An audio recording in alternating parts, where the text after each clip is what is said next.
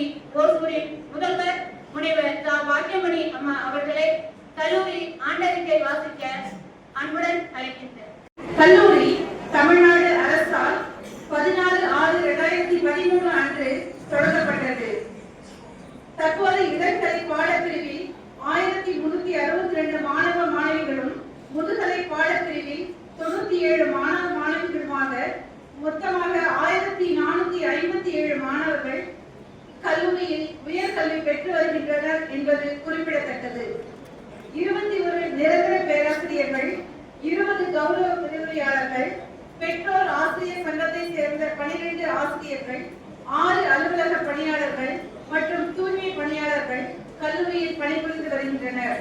மாணவர்களின் திறனை ஊக்கப்படுத்தி கணினி சார் துறைகளில் தமிழ்நாட்டு மாணவர்களின் ஆளுமையையும் அறிவையும் உலகுக்கு எடுத்துக்காட்டும் வகையில் பன்னாட்டு நிறுவனங்களில் தமிழக மாணவர்கள் வேலை வாய்ப்பு பெறுவதற்காக மாண்புமிகு தமிழக முதல்வரால் தொடங்கப்பட்ட நான் முதல்வன் திட்டத்தின் மூலம் மாணவர்கள் கணினி துறையில் திறன் பெற்று வருகின்றனர். பள்ளி பருவத்துல அப்பா படி, அம்மா படி, அண்ணன் படி, படி படி படி படிக்க வச்சுட்டு ஒரே பள்ளிக்கூடத்துல ஒரே இடத்துல வச்சுட்டு டியூஷனுக்கோ அதுக்கோ இதுக்கோ சொல்லிட்டு அனுப்புறாங்க.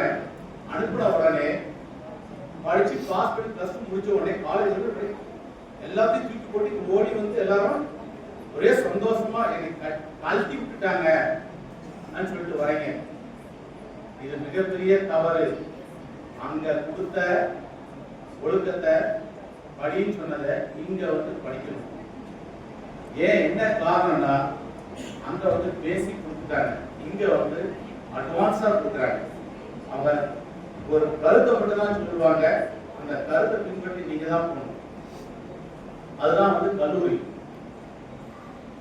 அதாவது உங்களுடைய நேரத்தை வீணாக்க கூடாது. அதாவது 4 மணிக்கு எவன் எழுகிறானோ அவன் 3 மணிக்கு எவன் எழுகிறானோ அவன் முனிவன். ஏன்னா 3 மணிக்கு எழுது பின்னாடி அவன் 1 மணி நேரம் இது பண்ணிட்டு அதுக்கு பின்னாடி அவன் தியானத்துக்கு போயிடுவான், முனிவன். 4 மணிக்கு யார் எழுதுறானோ அவன் ஞானி. 4 மணிக்கு எழுதுனா அவன் வேலையை பார்த்தா படிக்க ஆரம்பிச்சா எல்லாம் பார்த்துக்குவான். 5 மணிக்கு யார் எழுதுறானோ அவன் அறிவாளி. 6 மணிக்கு எழுதுறான் மனிதன். உயர்ந்த குறிக்கோளுடன் தான் நீங்கள் படிக்க வேண்டும். நான் டாக்டர் ஆகணும். டாக்டர் ஆயிட்டா போதுமா? டாக்டர் ஆயிட்டு என்ன செய்ய போறீங்க? உங்க கீழே ஒரு 100 பேருக்கு வேலை கொடுக்கணும். நீங்க ஒரு தலைமை டாக்டர் ஆகணும். அடுத்தது அந்த குறிக்கோள் அடைய தொடர்ந்து போராட வேண்டும், முயற்சி செய்ய வேண்டும். அடுத்தது அதற்கான தேவையான கடின உழைப்பு. இது எல்லாம் இருந்தால்தான் நீங்கள் விடாமுயற்சி, அத்துடன் விடாமுயற்சி இருந்தால்தான் நீங்கள் வந்து அந்த குறிக்கோளை அடைய முடியும்.